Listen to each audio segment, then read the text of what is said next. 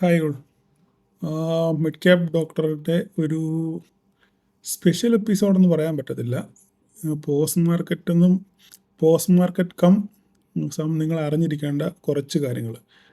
ഒരു പക്ഷേ നിങ്ങൾ എപ്പോഴും കേട്ടിരിക്കുന്ന കാര്യങ്ങളൊക്കെ തന്നെ ആയിരിക്കും. ഈ തംബ്നെയിലിൽ ഞാൻ കാണിച്ച പോലെ തന്നെ ഇന്ന് RBIയുടെ മോണിറ്ററി പോളിസി വന്ന ദിവസമായിരുന്നു അല്ലേ? അപ്പം ഇന്ന് അവിടെ നമ്മൾ കുറേ വാക്കുകൾ കേട്ടു. പിന്നെ റിപ്പോ റേറ്റ് കുറച്ചു, CRR കട്ട് ചെയ്തു എന്നൊക്കെ പറയാം. അപ്പോൾ ഇതൊക്കെ കഴിഞ്ഞപ്പോഴത്തേക്കും മാർക്കറ്റ് പൂക്കുറ്റി പോലെ പറക്കാൻ തുടങ്ങി.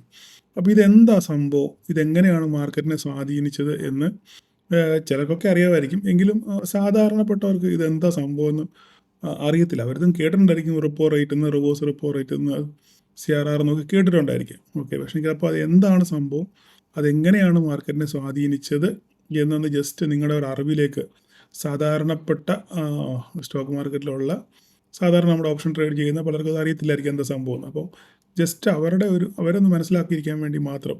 ഇനി അടുത്ത ദിവസങ്ങളിൽ ഇങ്ങനെയൊക്കെ സംഭവിക്കുമ്പോൾ ഇതൊക്കെ കൊണ്ടാണ് കാരണം മാർക്കറ്റ് കയറിയത് എന്ന് ജസ്റ്റ് ഒരു അവയർനെസ് അത്ര മാത്രമേ ഞാൻ അത് ഉദ്ദേശിക്കുന്നുള്ളൂ. എൻ്റെ സബ്സ്ക്രൈബേഴ്സിനെ അല്ലെ എൻ്റെ ഗ്രൂപ്പിലുള്ള അംഗങ്ങളെ മാക്സിമം അവർക്കൊരു ഒരു പഠനം അല്ലെങ്കിൽ വിദ്യാഭ്യാസം ഈ സ്റ്റോക്ക് മാർക്കറ്റുമായിട്ട് റിലേറ്റഡ് ആയിട്ട് എനിക്ക് എന്താണോ അറിയാവുന്നത് അത് ജസ്റ്റ് പറഞ്ഞു കൊടുക്കുന്നു മാത്രമേ ഉള്ളൂ. ഓക്കെ, ഞാൻ ഇത് തികഞ്ഞവനൊന്നുമല്ല. എനിക്കും പല പരിമിതികൾ കാണും. ഞാനൊരു ഫിനാൻഷ്യൽ എക്സ്പേർട്സ് ഒന്നുമല്ല. എങ്കിലും എൻ്റെ സാമാന്യ ബുദ്ധിയിൽ ഉള്ള കാര്യങ്ങൾ, എനിക്ക് മനസ്സിലായ കാര്യങ്ങൾ ചിലപ്പോൾ തിയറട്ടിക്കലായിട്ടൊക്കെ പറയും, ചിലപ്പം ഒരു പക്ഷേ മിസ്റ്റേക്ക് കാണാറില്ല. എങ്കിലും സാധാരണ ആൾക്കാർക്ക് എങ്ങനെ അത് മനസ്സിലാവുന്നു, അത് ജസ്റ്റ് ഒന്ന് അവരെ മനസ്സിലാക്കിയത് മാത്രമേ ഈ ഒരു വീഡിയോ കൊണ്ട് ഉദ്ദേശിക്കുന്നുള്ളൂ. ഓക്കെ, അപ്പം നമുക്ക് ഓരോ സംഭവത്തിലേക്ക് ആദ്യം വരാം. ഓക്കെ, തുടങ്ങുന്നതിന് മുമ്പ് ഒരു പ്രധാനപ്പെട്ട കാര്യം പറയാനുണ്ട്. നമ്മുടെ മിഡ് ക്യാപ് ഡോക്ടർ എന്ന പേരിൽ ഒരു ഫേക്ക് അക്കൗണ്ട് ഓപ്പൺ ചെയ്തിട്ടുണ്ട്. അതിനകത്ത് പല മെസ്സേജുകൾ ഇങ്ങനെ ആൾക്കാർക്ക് പോകുന്നുണ്ട്. പുതിയ ഗ്രൂപ്പ് തുടങ്ങി, പുതിയ ഫ്രീ ആണ് എന്നൊക്കെ പറഞ്ഞ് പല മെസ്സേജുകൾ പോകുന്നുണ്ട്. അപ്പോൾ പലരും എനിക്ക് അയച്ചു തന്നു. അതുകൊണ്ട് ആരും പോയി വെട്ടിലൊന്നും വീടല്ല. നിങ്ങൾ അഥവാ അങ്ങനെ ഒരു സംഭവം കാണുവാണെന്നുണ്ടെങ്കിൽ, മെസ്സേജ് വരുവാണെന്നുണ്ടെങ്കിൽ അതങ്ങ് ബ്ലോക്ക് ചെയ്യുക, അത് റിപ്പോർട്ട് അടിച്ച് വിട്ടേക്കുക കേട്ടോ. ആരും പോയി വെട്ടിലൊന്നും വീടില്ല.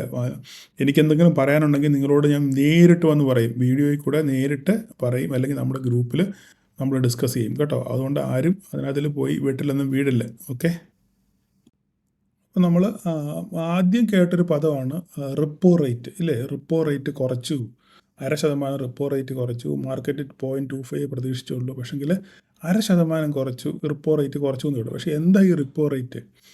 റിപ്പോ റേറ്റ് എന്ന് വെച്ച് കഴിഞ്ഞാൽ റീപർച്ചേസ് റേറ്റ്, അതാണ് റിപ്പോ റേറ്റ് ഉദ്ദേശിക്കുന്നത്.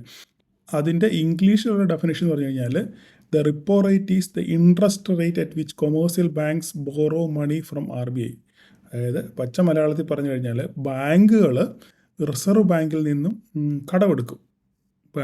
റിസർവ് ബാങ്കിൽ നിന്നും പൈസ കടമെടുക്കാറുണ്ട്. അപ്പോൾ ആ കടത്തിന് കൊടുക്കേണ്ട ഇൻട്രസ്റ്റ് കൊടുക്കണം.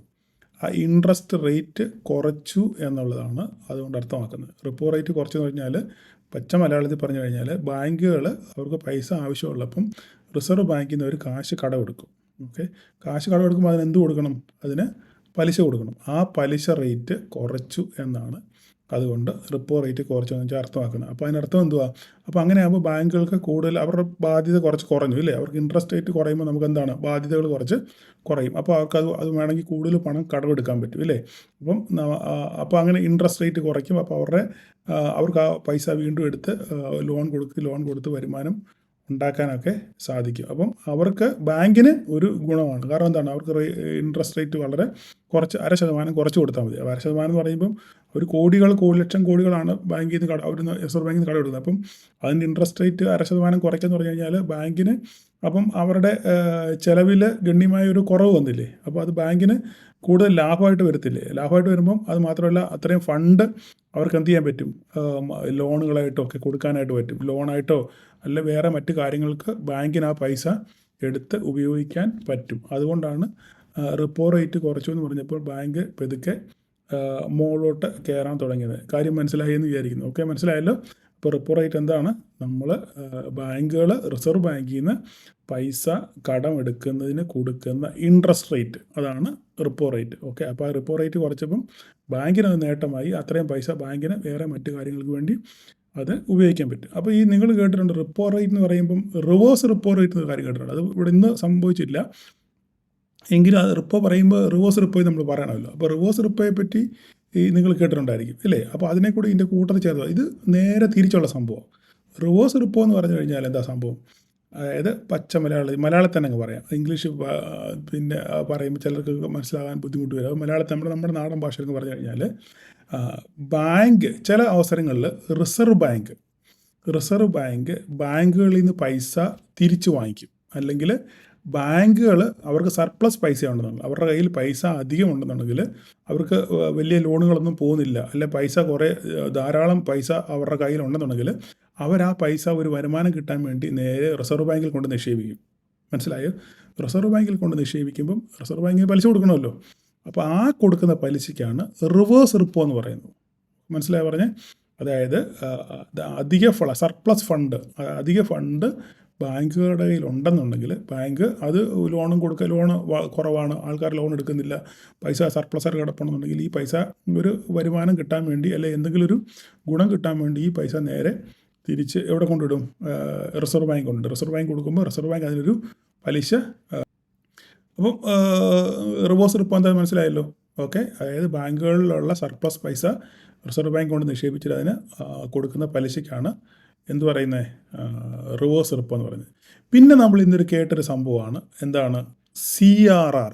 അങ്ങനെ ഒരു സാധനം കേട്ടു. CRR കട്ട് ചെയ്തു നമ്മൾ കേട്ടില്ലേ? അപ്പം എന്താണ് 1% CRR കട്ട് ചെയ്തു. അപ്പോൾ എന്താണ് CRR? അതിനെക്കുറിച്ച് പറയുകയാണെന്നുണ്ടെങ്കിൽ സംഗതി കുറേ പൂർത്തിയാകും. അതായത് ക്യാഷ് റിസർവ് റേഷ്യോ, അതാണ് CRR, ക്യാഷ് റിസർവ് റേഷ്യോ. അതായത് എന്താണെന്ന് പറഞ്ഞു കഴിഞ്ഞാൽ ഇംഗ്ലീഷിൽ പറയുകയാണെന്നുണ്ടെങ്കിൽ bank hold certain percentage of their deposit as cash. മലയാളത്തിൽ പറഞ്ഞു കഴിഞ്ഞാൽ ബാങ്കുകൾ സ്വീകരിക്കുന്ന നിക്ഷേപങ്ങളില്ലേ, ബാങ്കുകൾ സ്വീകരിക്കുന്ന നിക്ഷേപങ്ങളുടെ നിശ്ചിത ശതമാനം ക്യാഷായി സൂക്ഷിക്കണം എന്ന് RBI ഒരു നോംസ് ഉണ്ട്. അതായത് RBIയുടെ ഒരു പോളിസി ഉണ്ട്. RBIയുടെ നിഷ്കർഷിച്ചിട്ടുണ്ട്. എന്താണ്? നിങ്ങൾ എത്ര ഡെപ്പോസിറ്റ് സ്വീകരിക്കുന്നു, ആ ബാങ്കുകൾ സ്വീകരിക്കുന്ന ഡെപ്പോസിറ്റിൻ്റെ ഇത്ര ശതമാനം ക്യാഷ് റിസർവായിട്ട് നിങ്ങൾ സൂക്ഷിക്കണം. ആ പൈസ എടുത്ത് വേറെ പരിപാടിയൊന്നും കാണിക്കാൻ പാടില്ല. ഇത് റിസർവ് ബാങ്കിൽ തന്നെയാണ് സൂക്ഷിക്കുന്നത്. അപ്പം അത് 1% കുറച്ചു. അതായത് ഇപ്പം 1,00,000 കോടി രൂപ ഇവർക്ക് പിന്നെ ഡെപ്പോസിറ്റ് ഉണ്ടെന്നുണ്ടെന്നുണ്ടെങ്കിൽ അതിൻ്റെ 3% അല്ലെ 1% കുറയ്ക്കുക എന്ന് പറയുമ്പോൾ 1%ൻ്റെ ആ CRR കുറയ്ക്കുക എന്ന് പറഞ്ഞു കഴിഞ്ഞാൽ എത്ര ആയിരക്കണക്കിന് കോടി രൂപയുടെ എക്സസ് എമൗണ്ട് അവർക്ക് ലാഭം കിട്ടുന്നറിയാം. അതായത് ആ പൈസ എടുത്ത് അവർക്ക് എന്ത് ചെയ്യാൻ പറ്റും? ലോൺ കൊടുക്കാൻ പറ്റും ഇല്ലേ? ഇപ്പം എനിക്കൊന്ന് 4 നിന്ന് 3 കുറച്ചു എന്നാണ് എനിക്ക് തോന്നുന്നത്. ഞാൻ ജസ്റ്റ് ഒന്ന് നോട്ട് ചെയ്തോട്ടെ. അത് നേരത്തെ 4% CRR റേഷ്യോ. ഓക്കെ, 4% കൊടുക്കുന്ന അവരുടെ ഡെപ്പോസിറ്റിൻ്റെ, അവർ സ്വീകരിക്കുന്ന ഡെപ്പോസിറ്റിൻ്റെ 4% പിന്നെ ക്യാഷ് റിസർവ് റേഷ്യോ ആയിട്ട് സൂക്ഷിക്കണമെന്ന് ഓൾറെഡി ബാങ്ക് പറഞ്ഞിട്ടുണ്ടായിരുന്നു. അപ്പം അത് 4 എന്നുള്ളത് 3% ആക്കി. ഏകദേശം ഞാനിപ്പോൾ അത് വായിച്ച് നോക്കി കഴിഞ്ഞപ്പോൾ ഏകദേശം 2.5 ലക്ഷം കോടി രൂപയുടെ പൈസ ലിക്വിഡിറ്റി ബാങ്കിന് വരും. 2.5 ലക്ഷം കോടി രൂപ അധികം വരും. 1% കുറയ്ക്കുമെന്ന് പറയുമ്പോൾ ഡെപ്പോസിറ്റിൻ്റെ 1% കുറച്ചു എന്ന് പറയുമ്പോൾ ഈ 4 എന്നുള്ളത് 3 ആയി കഴിഞ്ഞപ്പം 2.5 ലക്ഷം കോടി രൂപ ബാങ്കിങ് സെക്ടറിൽ അത് സർപ്ലസ് ആയിട്ട് വരും. അപ്പോൾ ആ പൈസ ബാങ്കിന് എന്ത് ചെയ്യാൻ പറ്റും? അത് ലോണായിട്ട് മറ്റ് വരുമാന മാർഗമായിട്ട് അവർക്കത് ഉപയോഗിക്കാം. ലോൺ കൊടുക്കാനോ അല്ലെങ്കിൽ മറ്റ് കാര്യങ്ങൾക്കൊക്കെ അവർക്കത് ഉപയോഗിക്കാൻ പറ്റും. അപ്പോൾ അത്രയും ഫണ്ട് ബാങ്കിന് കിട്ടി. മനസ്സിലായില്ലേ? അപ്പോൾ അതുകൊണ്ടാണ് എന്ത് ചെയ്യുന്നത് സംഭവം, ബാങ്ക് നമ്മുടെ ഇന്നത്തെ മാർക്കറ്റ് വലിച്ചു വിട്ട് കയറിയത്. ഈ CRR കട്ട് ചെയ്തപ്പം തന്നെ 2.5 ലക്ഷം കോടി രൂപയുടെ ഒരു സർപ്ലസ് ബാങ്കിങ് സെക്ടറിൽ വന്നു.